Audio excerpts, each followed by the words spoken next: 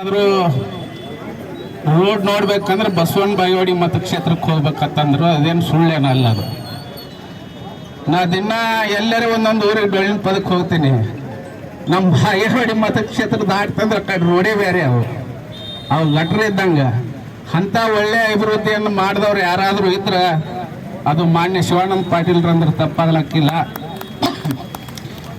ಬರುವಂಥ ದಿನಮಾನಗಳಲ್ಲಿ ಅಂದ್ರೆ ಇನ್ನೊಂದು 2-3 ದಿನದಲ್ಲಿ ಸಚಿವ ಸಂಪುಟವನ್ನು ಪುನರ್ ಸ್ಥಾಪನೆ ಆಗ್ತದೆ ನೋಡು. ಅಲ್ಲೇ ನಮ್ಮ ಶಿವಾನಂದ ಪಾಟೀಲ್ರಿಗೆ ಉಪಮುಖ್ಯಮಂತ್ರಿಯನ್ನು ಕೊಡ್ಬೇಕಂತೇಳಿ ನಾ ಮಾನ್ಯ ಎಲ್ಲ ಕಾಂಗ್ರೆಸ್ ಮುಖಂಡರಲ್ಲಿ ವಿನಂತಿ ಮಾಡ್ಕೊಂಡ ಮಾತು.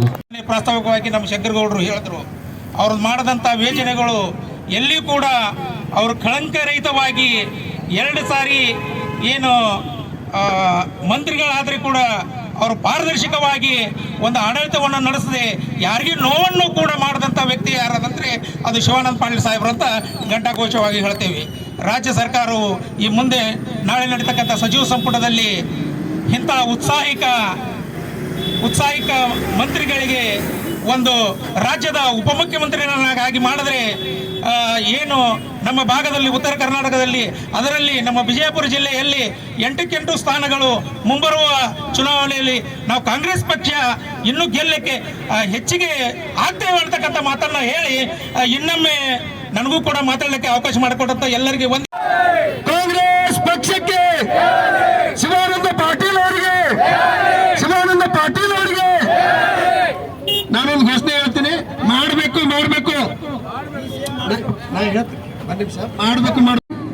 ಮಾನ್ಯ ಶ್ರೀ ಶಿವಾನಂದ ಸಾಹೇಬ್ರ ಒಂದು DCM ಹುದ್ದೆ ಏನಿದೆಯಲ್ಲ, ನಮ್ಮ ಬಸವನ ಬಾಗೇವಾಡಿಯ ಎಲ್ಲ ಕಾಂಗ್ರೆಸ್ ಕಾರ್ಯಕರ್ತರ ಆಸೆಯಂತೆ ಇವತ್ತು ನಮ್ಮ ಶಿವಾನಂದ ಪಾಟೀಲ್ ಸಾಹೇಬರಿಗೆ ಅವರು ಮಾನ್ಯ ಉಪಮುಖ್ಯಮಂತ್ರಿಗಳನ್ನಾಗಿ ಆಯ್ಕೆ ಮಾಡ್ಬೇಕಂತ ಹೇಳಿಕಿಂದ ನಮ್ಮ ಎಲ್ಲರ ಕಾಂಗ್ರೆಸ್ ಕಾರ್ಯಕರ್ತರ ಆಸೆಯನ್ನು ಅವ್ರಿಗೆ ಈಡೇರಿಸ್ಬೇಕಂತ ಹೇಳಿ ಅವರಿಗೆ ಕೈ ಮುಗಿದು ನಮ್ಮ ಪಕ್ಷದ ಎಲ್ಲ ಕಾರ್ಯಕರ್ತ ಬಂಧುಗಳಿಂದ ನಾನು ಕಳಕಳಿಯಿಂದ ಮನವಿ ಮಾಡ್ಕೋತೀನಿ.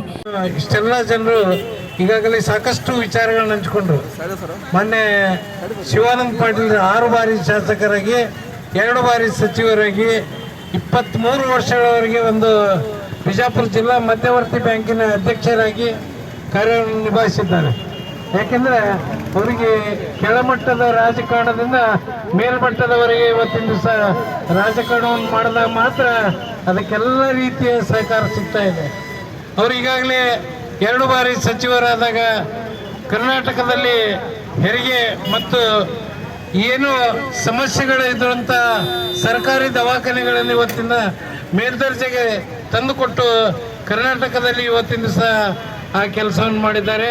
ಅದೇ ರೀತಿ ಈ ಬಾರಿ ಕರ್ನಾಟಕ ಏನು 3 ಖಾತೆಗಳನ್ನು ಕೊಟ್ಟರು, ಕೃಷಿ ಉತ್ಪನ್ನ ಮಾರುಕಟ್ಟೆ ಮತ್ತು ರೇಷ್ಮೆ ಖಾತೆ ಹಾಗೂ ಮಾರುಕಟ್ಟೆಯನ್ನು ಕೊಟ್ಟಾಗ ಇವತ್ತಿನ ದಿವಸ ಆ 3 ಖಾತೆಗಳನ್ನು ನಿಭಾಯಿಸಿ ಇವತ್ತು ಯಾವುದೇ ಒಂದು ಹೆಸರನ್ನು ಕಳಂಕ ತರಲಾದೆ ಕೆಲಸವನ್ನು ಮಾಡಿದಂಥ ಶಾಸಕರು ಯಾರಾದರೂ ಇದ್ದರೆ ಅದು ಸನ್ಮಾನ್ಯ ಶಿವಾನಂದ ಪಾಟೀಲ್ ಅಂತ ಇವತ್ತಿನ ದಿವಸ ನಾನು ಘಂಟಾಘೋಷವಾಗಿ ಹೇಳಬೇಕಾಗ್ತದೆ. 6 ಬಾರಿ ಶಾಸಕರಾದಾಗ ಅವ್ರು ಮಾಡಿದಂಥ ಕಾರ್ಯಗಳನ್ನು ನೋಡಿದಾಗ ಜನರ ಮೆಚ್ಚುಗೆಯನ್ನು ಪಡೆದು ಅವರಿಗೆ ಸಹಕಾರ ಕೊಡುವಂಥ ಒಂದು ವ್ಯವಸ್ಥೆಯಲ್ಲಿ ಇವತ್ತಿನ ದಿವಸ ಉತ್ತರ ಕರ್ನಾಟಕದ ಅಭಿವೃದ್ಧಿಗಾಗಿ ಅವರು ಶ್ರಮಿಸುತ್ತಾರೆ ಅನ್ನೋಂಥ ಒಂದು ವಿಚಾರದಿಂದ ಇವತ್ತಿನ ದಿವಸ ಅವರಿಗೆ ಯಾವ ಈ DK ಶಿವಕುಮಾರ್ ಸರ್ಕಾರದಲ್ಲಿ ಉಪಮುಖ್ಯಮಂತ್ರಿಯನ್ನು ಕೊಡಬೇಕನ್ನಂತ ಹಕ್ಕೊತ್ತಾಯವನ್ನು ಎಲ್ಲ ಬಸವನ ಬಾಗೇವಾಡಿ ತಾಲೂಕಿನ ಕಾಂಗ್ರೆಸ್ ಪಕ್ಷದ ಗುರು ಹಿರಿಯರು ಒಗ್ಗಟ್ಟಿನಿಂದ ಇವತ್ತಿನ ದಿವಸ ಸರ್ಕಾರಕ್ಕೆ ಮನವಿಯನ್ನು ಮಾಡ್ತಾ ಇದೆ.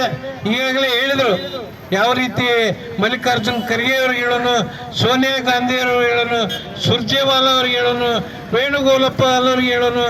ಅದೇ ರೀತಿ ಇವತ್ತಿನ ದಿವಸ ಮಂತ್ರಿ ಸ್ಥಾನವನ್ನು ಪಡೆದುಕೊಳ್ಳುವಂಥ DK ಶಿವಕುಮಾರ್ ಅವರಿಗೆ ಆಗಲಿ, ಮಾಜಿ ಮುಖ್ಯಮಂತ್ರಿಗಳಾದಂಥ ಸಿದ್ದರಾಮಯ್ಯನವರಿಗಾಗಲಿ, ನಾವು ಬಸವನ ಬಾಗೇವಾಡಿ ತಾಲೂಕಿನ ಕಾಂಗ್ರೆಸ್ದ ಎಲ್ಲ ಪಕ್ಷದ ಕಾರ್ಯಕರ್ತರು ಇವತ್ತಿನ ದಿವಸ ಸನ್ಮಾನ್ಯ ಶಿವಾನಂದ ಪಾಟೀಲ್ರನ್ನ ನಾವೇನು ಉಪಮುಖ್ಯಮಂತ್ರಿಗಳನ್ನು ಮಾಡಿದ್ರೆ ಮಾತ್ರ ಈ ಉತ್ತರ ಕರ್ನಾಟಕ ಅಭಿವೃದ್ಧಿ ಆಕೈತೆ ಅನ್ನೋ ಒಂದು ವಿಚಾರಗಳನ್ನು ನಾವು ಇವತ್ತಿನ ದಿವಸ ಹಂಚ್ಕೊತಾ ಇದ್ದೇವೆ.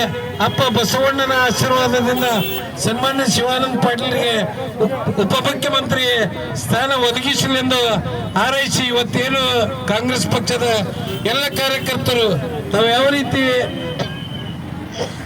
ಒಂದು ಸಹಕಾರವನ್ನು ಕೊಟ್ಟು ನಮ್ಮ ಕಾರ್ಯಕ್ರಮಕ್ಕೆ ಆಗಮಿಸಿ ಪ್ರತಿ ಗ್ರಾಮದಿಂದ ನಮ್ಮ ಪಕ್ಷದ ಪ್ರತಿಯೊಬ್ಬ ಕಾರ್ಯಕರ್ತರು ಎಷ್ಟೊಂದು ಅಭಿಮಾನದಿಂದ ಇವತ್ತು ಸನ್ಮಾನ್ಯ ಶಿವಾನಂದ ಪಾಟೀಲ್ ನಾವು ಉಪಮುಖ್ಯಮಂತ್ರಿಗಳ ಮಾಡ್ಬೇಕಂತ ಒಂದು ವಿಚಾರದಲ್ಲಿದ್ದಾಗ ಈ ಬಸವನ ಬಾಗೇವಾಡಿಯ ಎಲ್ಲ ಪತ್ರಿಕಾ ಬಾಂಧವರು ಈ ವಿಷಯವನ್ನು ಪ್ರಾಸ್ತಾವಿಕವಾಗಿ ಬರೆದು ಕಳಿಸಿ ಸನ್ಮಾನ್ಯ ಸಚಿವರಿಗೆ ಉಪಮುಖ್ಯಮಂತ್ರಿ ಸ್ಥಾನವನ್ನು ಒದಗಿಸಿಕೊಡ್ಬೇಕನ್ನಂತ ಒಂದು ವಿನಂತಿಯನ್ನು ಮಾಡಿಕೊಂಡು ಈಗಾಗಲೇ ಇಷ್ಟೆಲ್ಲ ಕಾರ್ಯಕರ್ತರು ನಮ್ಮ ಜೊತೆಯಲ್ಲಿ ಸಹಕಾರ ಕೊಟ್ಟು ಇಂಥ ಒಂದು ಅಭೂತಪೂರ್ವವಾದಂಥ ಕಾರ್ಯಕ್ರಮಕ್ಕೆ ಆಗಮಿಸಿದ್ದಕ್ಕೆ ತಮ್ಮೆಲ್ಲರಿಗೆ ಧನ್ಯವಾದಗಳನ್ನು ಅರ್ಪಿಸಿ ಈ ಕಾರ್ಯಕ್ರಮದ